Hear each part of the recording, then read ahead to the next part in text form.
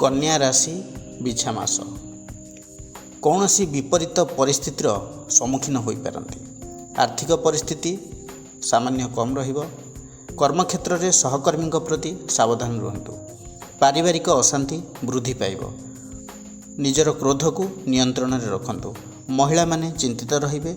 छात्र छात्री माने असफल हेबे। गुरुजनकर स्वास्थ्य को नहीं चिंतित रही पारती। खर्चांत जोग रही। पारिवारिक अशांति तो लगी रहिबो। भोग विलास उत्तम भोजन मध्य समय अतिबाहित हेबो।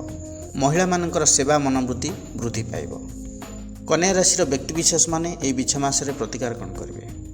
विष्णु सहस्र नामर पाठ करंतु। भगवान गणेशंकर उपासना करंतु एवं आपणकर राशियाधिपति हेले बुध।